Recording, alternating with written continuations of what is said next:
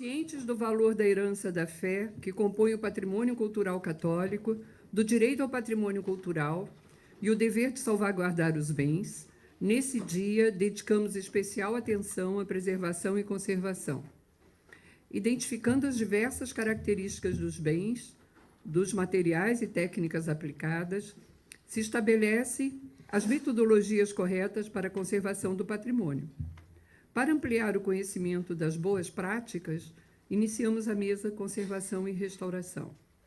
Como moderador dessa mesa, chamamos o reverendíssimo padre Robson Cristo de Oliveira, conservador e restaurador formado pela Universidade de Estácio de Sá e pela Universidade Católica Portuguesa, mestrando em Conservação e Restauro pela Universidade Católica Portuguesa, Polo do Porto.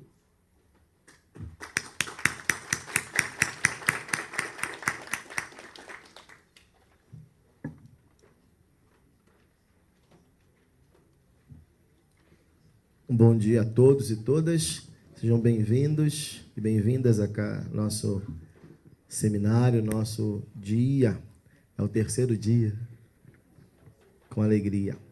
Então, gostaria de convidar meu amigo, meu irmão, meu professor também, nosso doutor Carlo Pagani, doutor em Políticas Públicas e Formação Humana pela UERJ, mestre em Educação e Graduação em Pedagogia, com experiência técnica e didática nas áreas das artes, com ênfase em restauração de bens culturais, técnico em Química, formado pelo Instituto Técnico Industriale per Chimici, de Milão, per Chimici, é assim que fala, não é isso?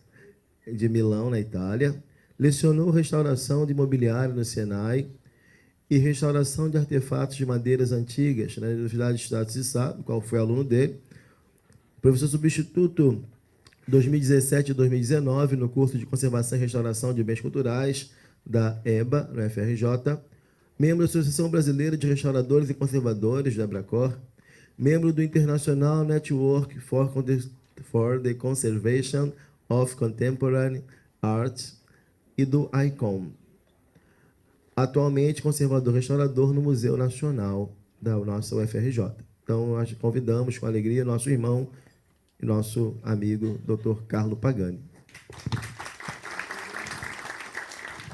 Bom, rapidamente quero agradecer o convite, que muito me honra. Estar aqui para mim um grande prazer poder contribuir com essa iniciativa que a comissão, que finalmente se formou, graças a Dona Urani, para a conservação e preservação dos bens culturais da Igreja Católica. Mas, além disso, estou muito feliz aqui, porque tenho do meu lado um grande amigo, o Padre Robson, que foi meu aluno, que continuou o percurso formativo que iniciou comigo na Estácio. E hoje teremos também à tarde, junto comigo, outra nossa aluna, a Jandira. Aí eu hoje pensei, como é bom quando os alunos superam os mestres. A Jandira hoje é responsável pela conservação e restauração de papel na Biblioteca Nacional, e o Padre Robson está continuando a sua missão de fé e se juntando a essa comissão com muito fervor e muita dedicação. Então, além de agradecer ao público que está aqui, que evidentemente terá que me suportar um pouquinho com o meu português meio italiano. Mas vamos começar. Ainda não aprendi depois de tantos anos, mas enfim. Vamos começar aqui. O meu assunto hoje é conservação preventiva curativa, voltada, evidentemente, para um aspecto bem definido, que é a questão da madeira em bens culturais. Evidentemente que eu não posso deixar de começar essa palestra sem falar algumas coisinhas pequenas, porque eu não posso ficar aqui em 30 minutos fazer tudo o que eu queria dizer, não dá. E também não dá para fazer uma aula sobre teoria da conservação e restauro, mas muitos de vocês já sabem o que são essas palavras, o que são essas frases. Eu só vou dar uma pequena contribuição. Então, manutenção tá bom? Manutenção ou conservação programada e conservação preventiva, eu coloquei perto e depois vou dizer por quê. E conservação curativa e restauro. Então, conservação preventiva são aqueles atos que a gente faz, nós conservadores e restauradores, que não interfere diretamente sobre o bem cultural e que tratam do ambiente em volta dele para evitar eventuais situações de degradação. A conservação curativa é um ato mais direto sobre o bem, então se intervém sobre o bem, para estancar eventuais problemas derivados de fatores diferentes, né? E o restauro, a restauração para recompor a fruição daquele objeto, monumento, enfim, que está aí. Mas isso tudo começou bem longe, tá? Não podemos pensar que estamos inventando a roda, tá? A roda já foi inventada há muito tempo atrás. Eu estou trazendo aqui duas pequenas informações para contextualizar isso, porque em Antomaso Zanetti, que estava em Veneza em 1773, fez o primeiro inventário de obras públicas. Isso que é importante. E o nosso Pietro Edwards, de família inglesa, ele fez o primeiro laboratório de restauro de obras públicas na Europa e foi chamado para fazer um manual, vamos dizer, para para a conservação das pinturas. Eu quero lembrar que naquela época se falava só de pintura, no máximo de alguma escultura. Os objetos culturais e os bens culturais de hoje são muito mais abrangentes e a tipologia são muito mais complexa e abrangente, como eu falei. E o Pietro Edwards dizia nesse manual, eu traduzi aí, não de forma literária, porque o italiano ali é um italiano antigo, mas o condicionamento vigilância externa, a fim de afastar fato prejudicial e defender pintura de qualquer dano que provenha da causa externa ao quadro. Essa é conservação preventiva.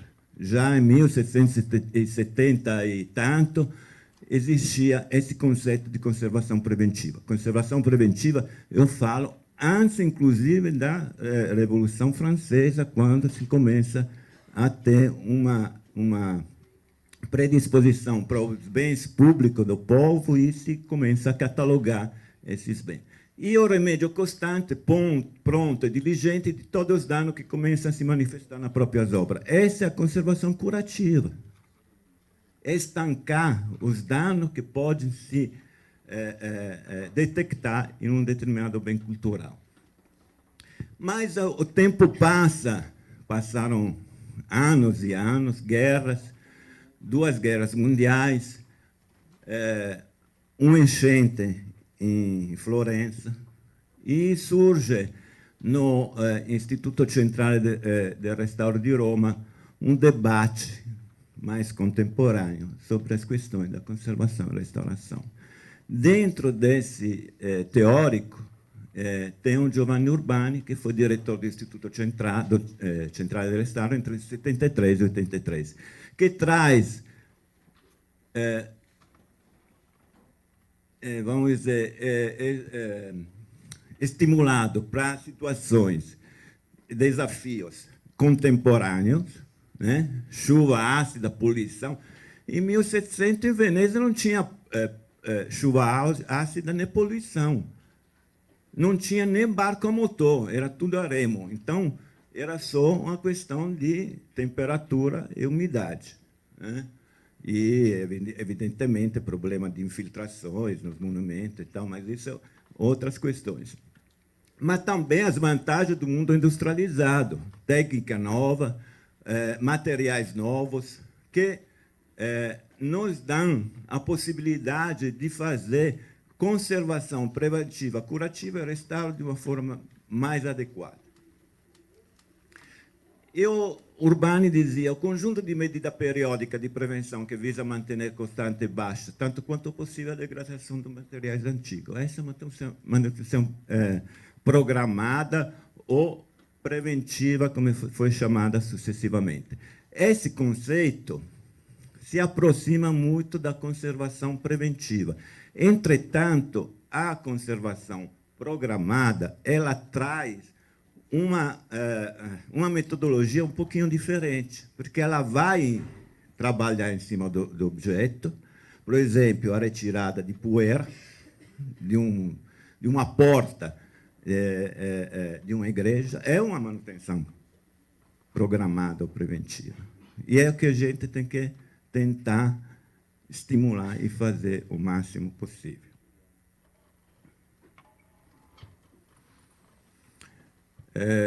Não podia deixar de trazer as cartas de Veneza por dois motivos muito simples. Artigo 4, operações irregulares de manutenção.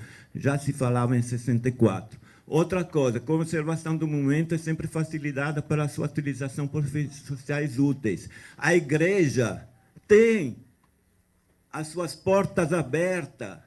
Quando as igrejas têm as suas portas fechadas, isso é um problema. Então, nós temos que ter as portas abertas nas nossas igrejas, porque elas são um templo, né, da religião católica, mas também porque, mantendo aberta ela, a gente evita muitos problemas. Tem circulação de ar, né, a temperatura se mantém mais constante, tem uma atenção ao ambiente em si. Eu vejo na minha andança pelas igrejas muitos párocos, muitos padres que zelam para aquela igreja de uma forma maravilhosa. Agora, tem vezes que tem que dar um acertozinho ali, um acertozinho para cá, né? Mas é importante manter essas igrejas abertas. Tá? E outras coisinhas que botei aqui em vermelho, né? Que eu acho que são importantes. Mas eu restauro, não vou me deter sobre o restauro, né? É a última coisa a qual nós temos que pensar. Não podemos pensar no restauro, não temos que pensar na conservação, na manutenção, na conservação preventiva, na conservação curativa. O restauro é a última coisa. Me desculpe, eu mesmo sou restaurador conservador, e venho da iniciativa privada, antes de entrar no Museu Nacional, via concurso, evidentemente, mas eu estava na iniciativa privada. Para mim, eu restauro o meu pão. Mas eu, conscientemente, eu mudei, inclusive, de situações, justamente porque estava incomodado com essa questão. E aí eu fui fazer o concurso no Museu Nacional. Pelo menos lá eu sou conservador restaurador. Não preciso fazer restauro. Eu preciso, infelizmente, todo mundo sabe que o museu teve esse desastre. Aliás, amanhã são os 201 anos do Museu Nacional. Quem quiser participar dos eventos, por favor, no final de semana terá muitas atividades. Bom, então vamos ao que é o objeto da minha palestra. Madeira. Madeira, a sua utilização. Madeira está em tudo. Está nas portas, está na imagem sacra policromada, está nos livros. Muitas vezes, nas capas de livro, tem partes de madeira. Está no mobiliário eclesiástico. Enfim, está no telhado, está em tudo. E devo dizer que eu estudei também política pública para a formação de conservadores e restauradores, justamente porque estava incomodado também com o fato que no Brasil pouco se estuda nos cursos de conservação e restauração a questão da madeira. Tá? Essa é a minha opinião. Então, a madeira tem utilizado. Para entender a madeira e como ela trabalha, como ela sobrevive ao tempo, tem que conhecer um pouquinho a sua biologia. É claro que aqui não vou poder, tem 30 minutos. E o padre Robinson, apesar de ser meu amigo, eu já fiz os papelzinhos com escrito os números que eu tenho. Já 15 minutos, padre? Não, bom. A propriedade mecânica da madeira também, a gente tem que conhecer ela. Senão, como é que a gente vai conservar, restaurar, prevenir? Não podemos, né? Ou seja, é importante. E a madeira, a interação com o ambiente circunstante, a madeira, a interação com outros materiais também, que é também tão importante quanto conhecer a madeira em si, só em si. Opa, continuo errado. Então, a madeira é extraída das árvores vivas, que na hora de ser abatida, ainda mantém nelas uma certa quantidade de água. Aqui nós temos a medula, né? O cerne, que é a parte mais interessante para a marcenaria em geral, né? O alburno, que é mais fraco, mais fácil de ser atacado pelos insetos xilófagos, ou seja, aqueles que gostam de comer celulose, etc. E aqui temos a região cambial, onde se formam as células novas. Essas já são células mortas aqui no cerne. Então, é importante a gente conhecer. Não vou me estender sobre isso, porque senão, como eu disse, não tem tempo. Mas, para isso, a biologia nos leva a entender algumas propriedades tecnológicas, fisiológicas, mecânicas, física, elétrica da madeira. A madeira tem a aptidão a rachar no sentido da fibra, com mais facilidade. A aptidão ao corte da madeira, qual será? Qual é a sua flexibilidade? Qual o grau de acabamento que a gente consegue alcançar? Cada madeira tem a sua especificidade. Qual a propriedade fisiológica? A textura, pode ser fina, grossa, média. A densidade, ou seja, o peso específico da madeira, é mais pesada, é mais leve. A qualidade, a propriedade higroscópica, a madeira absorve e expele a água de forma contínua. Ela tem uma relação com o ambiente muito interativa. Não podemos esquecer isso, né? Isso provoca o quê? Contração, dilatação, né? Outra propriedade, o aspecto da madeira, o cheiro, né? A cor. E as propriedades mecânicas, quais são? A resistência ao impacto, ao hurto, isso é importantíssimo, por exemplo, em telhado, né? Saber qual madeira colocar, substituir, caso seja necessário substituir, né? Propriedade física, a anisotropia, uma propriedade fundamental da madeira. A madeira se comporta de forma diferente, dependendo do ângulo que a gente vê, da visão que a gente tem, das medidas que a gente vai tomar, no sentido radial, transversal, longitudinal. Vou mostrar isso para entender melhor. A condutibilidade de calor. A madeira não conduz o calor, mas essa é uma característica importante, porque quando ela se encontra junto com outro material, por exemplo, um metal, se cria entre a interface da madeira e do metal um microclima. E esse microclima, quando muda a temperatura, se forma uma condensação de água. Mesmo que seja microscópica, existe. Essa condensação provoca o quê? No metal pode provocar uma oxidação, que pode provocar manchar aquela madeira, quando uma obra decorativa ou uma imagem sacra. O que pode acontecer? Naquele ponto, se enfraquece e se favorece a entrada de micro-organismos. Então, não pensamos que a madeira tem que ser pensada isoladamente de outros materiais que estão em volta dela, os que estão junto com ela.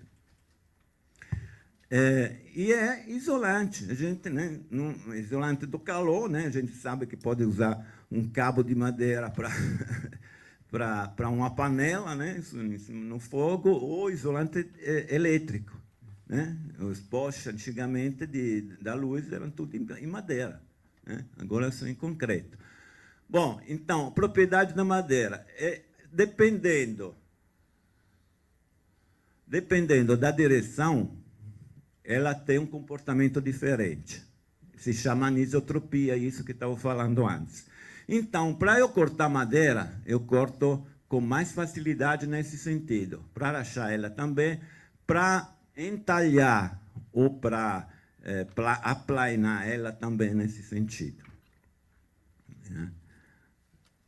E como é que eu faço para entender, por exemplo, quando uma madeira é mais apta ao trabalho que eu quero fazer? Bom, se nós olharmos essas imagens, podemos ver que aqui a tábua, né? Essa é a imagem, um corte transversal da tora. A imagem que se forma aqui é uma imagem de uma tábua que sofreu um encanoamento, um empenho, né? E nesse caso não. Mas por quê? Uma sim e outra não. Se colocamos duas nas mesmas condições de temperatura e umidade, por que muda? Muda porque ela tem característica diferente. E muda também entre espécies diferentes de madeira. E aqui, se nós tivermos que comprar uma tábua, vamos na madeireira, olhamos o topo da tábua de madeira, escolhemos quando tem esse desenho. Porque, nesse caso, ela resiste mais a empenho e deformações desse tipo.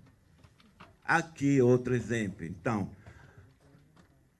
nessa direção, a contração da madeira é 5%. Nessa direção é 10%, nessa longitudinal é 0,1%. Então, ela se comporta de forma diferente.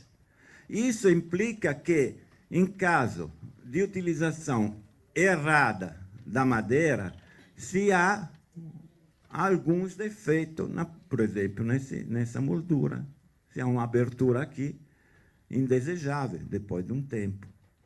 Nesse caso, como eu mostrei, as tábuas melhores são aquelas que têm esse desenho mais vertical, e eu retiro a contração aqui,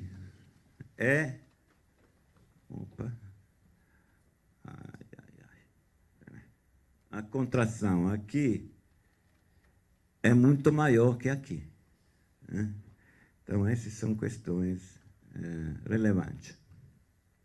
A madeira tem as tábuas têm vários tipos de defeito quando são secadas, podem mostrar algum defeito. Esse, por exemplo, é um caso típico. Se a madeira, essa tábua aqui é a tábua de uma mesa de tratado, uma mesa qualquer, e ela está envernizada aqui em cima, aqui embaixo não está, na parte interna não está, o seu comportamento será diferente, porque vai absorver a umidade do ar de forma diferente, porque em uma os poros estão fechados, na outra não. Tá? Mas, além disso, como é que a gente reconhece as madeiras? Bom, tem análise macroscópica, né, conhecimento empíricos, mas tem um método muito utilizado, né, que é a utilização de amostra da própria madeira, ou não, quando não é possível retirar a amostra, não se retira, para identificar a espécie de madeira. Aqui é um exemplo. Esse aqui é um painel de uma pintura sobre madeira, que tem a camada pictórica. Essa é uma pintura de 1500. Ou nós fizemos uma polimento aqui, porque não dava para retirar madeira, né? Que a gente faz intervenções mínimas, mas fizemos um polimento. Com o microscópio foi registrada essa imagem, que depois foi analisada pelo professor da UF, que é nosso parceiro nesses trabalhos, e que fiz esse também. Essa aqui é a análise das madeiras da Capela Nossa Senhora de Montserrat. Por que nós fizemos essa análise? Porque é prazeroso, porque a gente gosta de estudar as madeiras. Não, porque dessa madeira nós descobrimos que o altar foi feito nessa região do Rio de Janeiro, onde essas madeiras se encontram. Se eu voltar atrás, essa madeira aqui, de 1500, é um carvalho. Os flamengos usavam carvalho. Eu posso dizer que isso aqui, essa pintura é flamenga? Não.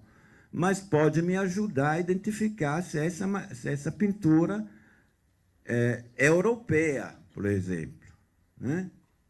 Já não seria absurdo trazer no Brasil, um país 1500, um país onde tinha madeira que não acabava nunca, um carvalho da Europa para pintar aqui essa pintura. Então, é uma pintura portuguesa, não é flamenga, provavelmente, mas é em carvalho. Aqui, no caso, sempre de Montserrat, é no caso em que não se pode fazer análise macroscópica, então tem que se cortar umas lâminas bem finas, se tinge com corante para ressaltar mais os poros da madeira e todo aqueles aspectos da lâmina que podem ajudar na identificação dela.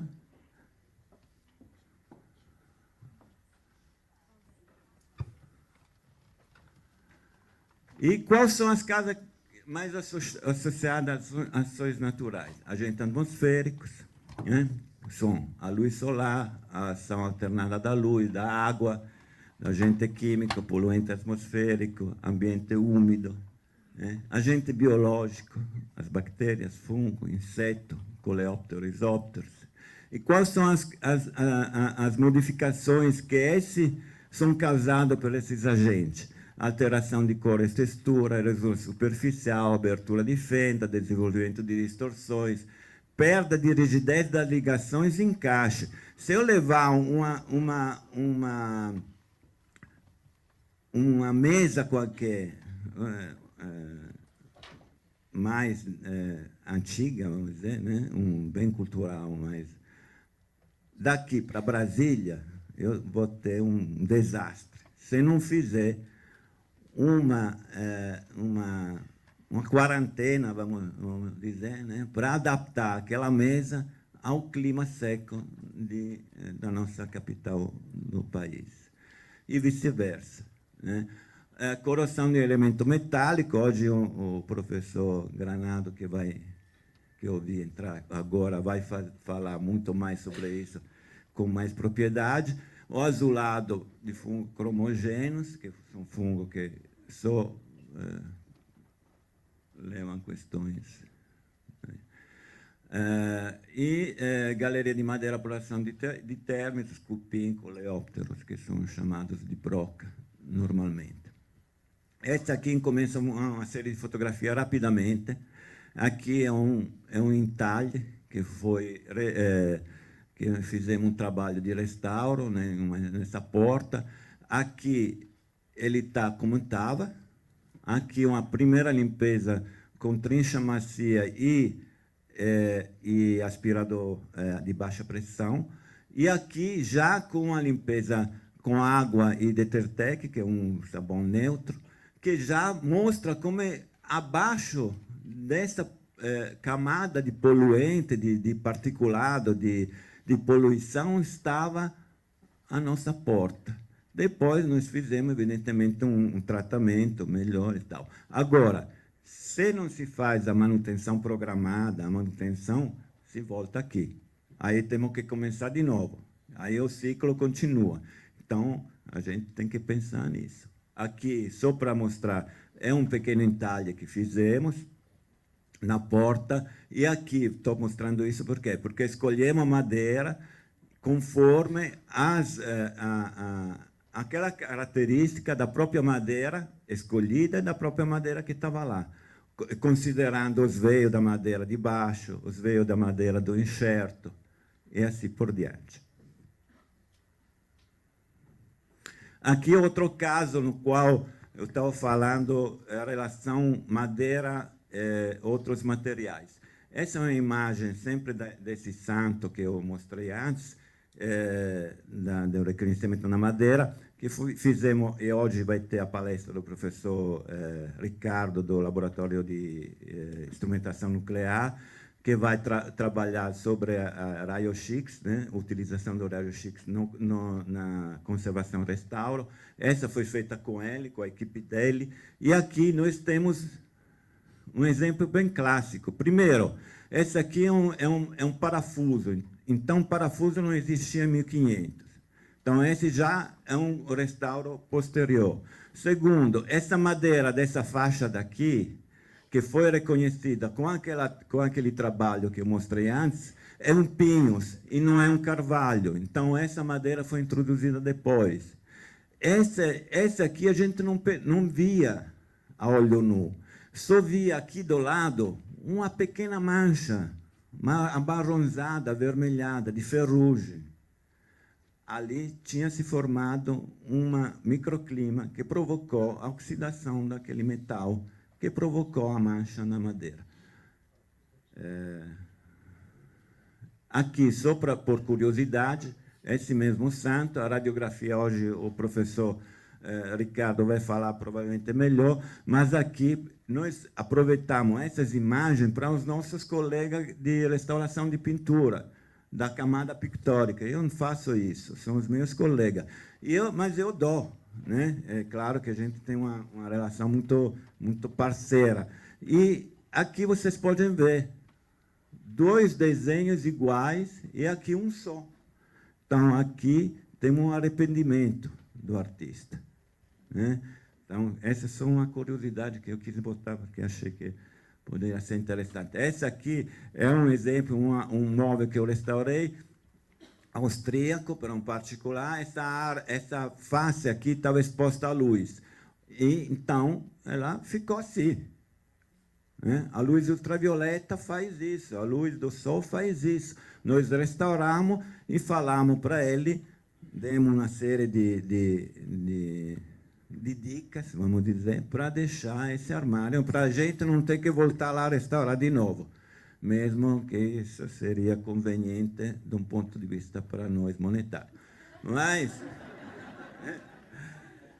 Mas aqui é outro exemplo de falta de manutenção programada, preventiva ou de manutenção, que chamem como vocês quiserem. Enfim, essa é uma porta, essa é uma podridão que se formou aqui. Aqui podemos ver um cano de cobre e aqui um ralino. Né? Esse ralino, pronto, esse ralo aqui está entupido. Esse aqui é o batente da porta, que não abre para fora, mas abre para dentro. A água bate na porta, a água empoça aqui, porque aqui não foi feita a manutenção. E a porta foi estragada. Aí me chamaram e vamos ter que restaurar. Vai ter que restaurar. Agora, se você não restaurar e continuar deixando esse cano entupido, porque não vai controlar, não vai olhar, não vai perceber, não vai ver, não vai ter essa atenção diária, cotidiana ou periódica, você vai restaurar de novo. E vai gastar de novo. Eu vou ganhar mais, mas tudo bem. Faça o que eu digo, que aí não vai me ver mais. Tá? É isso que eu quero, na realidade. E aí, quanto? Fim? Já? Posso? estou no fim, então tem que ir muito rápido. Bom, mas importante, água da madeira, o que é importante é a água que está na madeira, que é essa aqui, a água de embebição. As outras águas, uma faz parte da própria estrutura da célula, não vai mudar nada, secando, não secando a madeira. Essa aqui sai rapidamente. A que nós temos que prestar atenção é essa. Tá? E essa aqui se chama teor de água, que é diferente da umidade relativa. A umidade relativa é a umidade do ambiente, que influi em cima do teor de água da madeira. Né? E o teor de água na madeira é medido com esse aparelho. Nesse caso, nós fizemos uma medição aqui e compramos uma madeira cedro rosa para fazer um trabalho e vimos que o cedro estava mais seco que a própria madeira da peça que ia ser restaurada. Por quê? Porque aquela madeira estava... essa madeira veio de Petrópolis, em um lugar seco, que é lá para Itaipava. Que se a gente for para o Bingen, vinha mais úmida que a outra. Mas na região onde eu estou, é mais seco. Né? Então, veio mais seca e a gente deixou um tempo para fazer. E aqui, uma série de problemas de degradação, que são fungo cromogêneo, podridão mole, parda, branca, xilófaga, assim por diante. Vamos à frente rapidamente. Então, os fungos da madeira,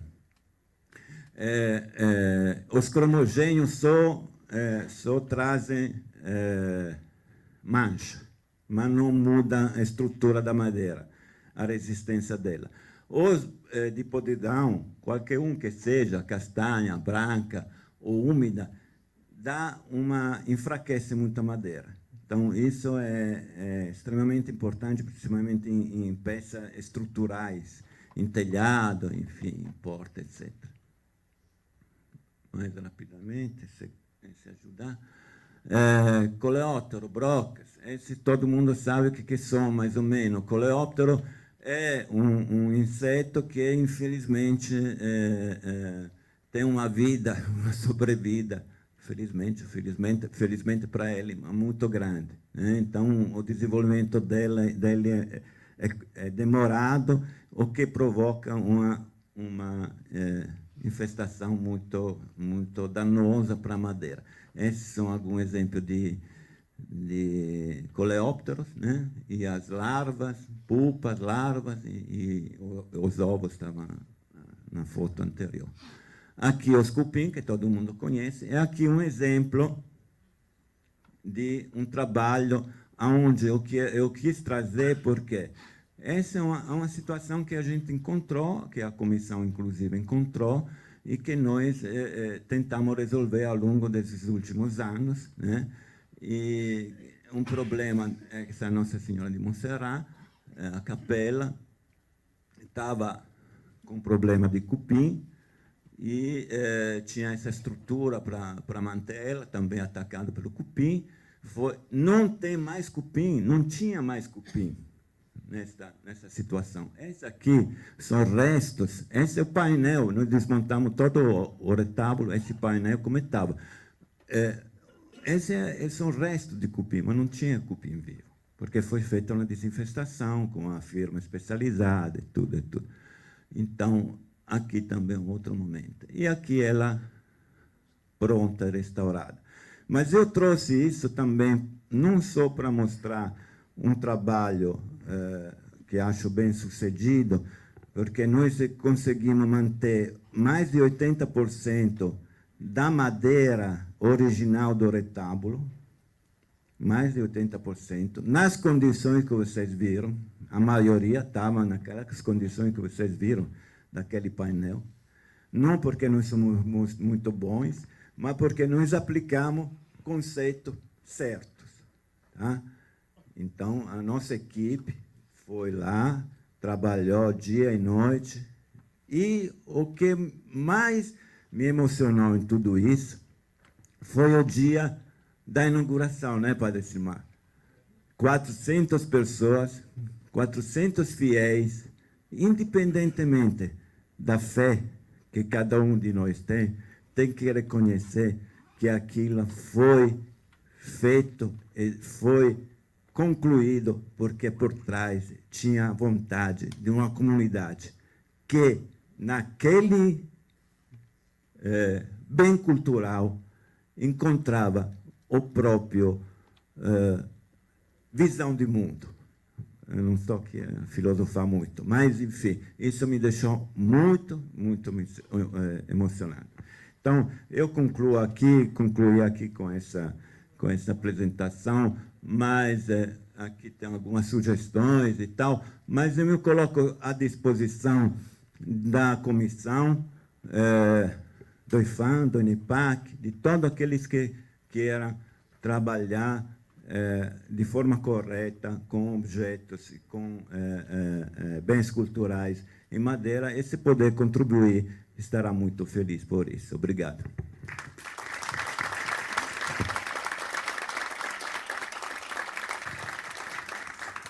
Ô, professor, mas embora não, acabou não, professor. Agora vem as perguntas. Eu gostaria de fazer uma pergunta. Claro, primeiro agradecer ao senhor pela... agradecer ao senhor pela explanação maravilhosa, que nos faz voltar no tempo e também valorizar mais aquilo que nós temos, começando nas pequenas coisas. Às vezes, o retirar de uma poeira já ajuda muito a conservar aquilo que a gente tem. E esse é o sonho nosso, de chegar nas comunidades e, pelo menos, orientar nossos sacerdotes, os futuros sacerdotes, ou o povo da comunidade, a zelar por aquilo que tem. A gente chega nas igrejas que mais tem a poeira, né? Isso é velho mesmo, isso aí. E a pergunta que eu gostaria de fazer para o senhor era, nessa partilha de informações, o senhor disse, quantas pessoas envolvidas, como encontrar ou criar mais, ou meios, perdão, de interação para salvaguardar o nosso patrimônio?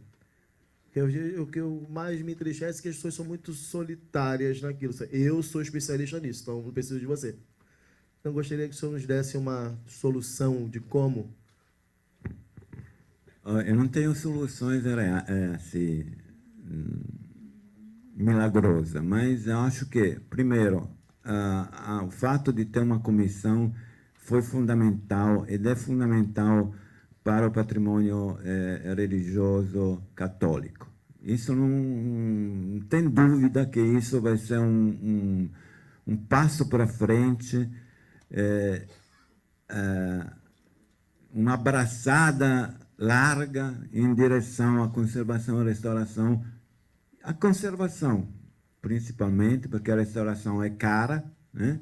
Mas a conservação, que é mais barata, mas um passo muito grande para isso. E essa é a primeira coisa. A segunda coisa, eu acho que eu vivi a experiência da iniciativa privada, e depois entrei no Museu Nacional. Eu sofri com isso, sofri muito. Todos nós somos funcionários públicos, temos o dever de cuidar do nosso patrimônio, de servir o público, como disse a doutora Kátia. Mas a gente tem que ter soluções alternativas, porque não tem dinheiro, não tem estruturas. Então, o que a gente faz? Junta pessoas de bem, pessoas interessadas, pessoas que gostam daquilo que fazem, que têm um prazer daquilo que fazem, que não fazem isso só por dinheiro, que não fazem isso só por poder, que não fazem isso só por aspirações outras, mas fazem porque gostam.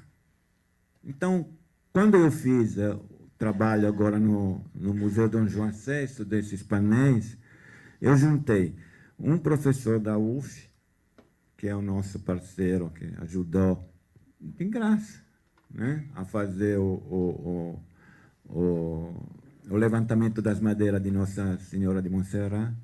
Juntei o professor Ricardo, que vai estar aqui hoje, com a equipe dele para fazer, e inclusive levei ele lá na São Francisco para fazer a análise de raio-x das molduras. Juntei o professor,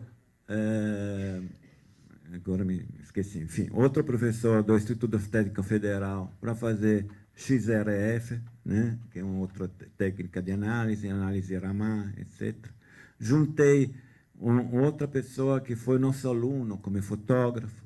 Juntei a minha colega bem-vinda lá da EBA, e que trouxe para a professora Aura da Fiocruz para fazer análise de fungo. Então, juntamos um monte de especialistas nessa área, tentando superar as dificuldades.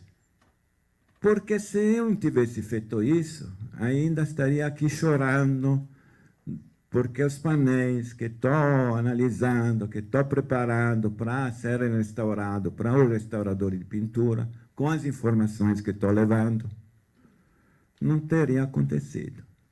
Então, eu acho que a gente tem que pensar nas dificuldades, mas não pode parar na frente da dificuldade. Tem que achar caminhos outros, caminho diferente, caminho de fé, que é fé isso que move a gente, né? Fé não só fé religiosa, né? Que aqui tem muitos, mas fé naquilo que a gente faz, né? Agora é um pedido. Poderia voltar ao penúltimo slide e explicar como cuidar da madeira? Pediram. Olha, essa é uma pergunta a qual não vou responder, assim, em 2 palavras. Mas eu acho que o bom senso faz parte do nosso trabalho. E o bom senso diz que todo mundo sabe que se molhar a madeira molha e a madeira pode se estragar. Então, eu não vou lavar o chão de uma igreja jogando balde de água, né, com produto que não sei o que é, né? Assim como eu não vou limpar uma porta fazendo, né, de uma igreja usando materiais que que não conheço, né, que não tenho conhecimento de qual efeito futuro ou no momento imediato podem causar. Então, isso eu acho que por isso que veio a comissão. A comissão veio para ajudar, através do conhecimento que a comissão tem, com um padre que tem um mestrado, com outras pessoas de alto nível, não só a dizer como, mas juntar as pessoas para explicar como fazer. Porque a boa vontade toda não é suficiente sempre para fazer as coisas bem feitas, né? Então, a gente sabe que todos nós queremos deixar limpo o nosso chão da nossa igreja, né? E essa é a boa vontade de quem está lá. Agora, como fazer, é melhor que a gente diga para ele se ele não sabe, né? Não por culpa dele, né? A culpa é nossa, E a que última. não explicamos. Ô, professor, perdão. Então, não é que não quero dizer, mas acho que para isso teria que ter algumas horas de conversa aqui para poder dizer como fazer exatamente, né? E não é o caso, porque a gente aqui não está promovendo, não está fazendo uma aula para transformar a plateia em conservadores e restauradores. Está apontando questões para refletir sobre elas, né? E esse que é o nosso papel. Em 2013, coletamos troncos de madeira de uma estiaria utilizada para abrigo de tropeiros do século XVIII. Faziam parte de uma ferraria creio que seja isso, localizada em uma área alagada, sob o que é hoje o Arco Metropolitano do Rio de Janeiro. Hoje estão sob uma área coberta ao ar livre. Isso é adequado? Foi uma senhora chamada Jandira Neto, te agradece, do Instituto de Arqueologia Brasileiro. É uma pergunta, Jandira. Cadê? Está aqui, Jandira, obrigado. As toras de madeira estavam embaixo d'água. Então, está errado. Por quê? Eu vou lhe explicar por quê. Como é que se faz resgate e restauro arqueológico de navios afundados no Mediterrâneo, né? Ou em outro lugar qualquer do mundo? Se retira a madeira, se coloca em tanque com etilenglicol, né, que é um álcool, para fazer uma evaporação, uma retirada da água de bebição controlada. E aí se retira o álcool, se coloca de novo, se retira, se coloca de novo, e se faz um trabalho demorado, até chegar a um ponto que você pode retirar aquela madeira, colocar em um ambiente apropriado, com temperatura e umidade relativa adequada, para evitar empenho, para evitar infestação de xilófago, etc. E pronto. Eu acho que esse é o procedimento correto. Agora, não sempre é possível fazer. Caso não se possa fazer, isso estou dizendo o que seria certo. Caso não se possa fazer assim, por questões de dinheiro, tal,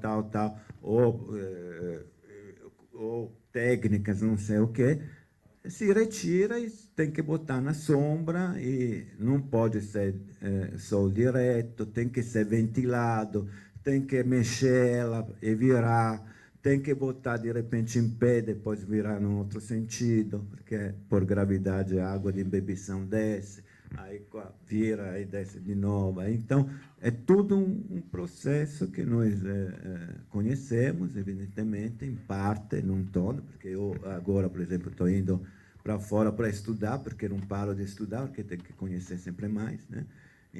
Mas eu acho que é isso que tem que fazer. Agora, é o bom senso sempre, né? Não pode botar um pedaço de madeira molhado no sol, porque vai empenar, né?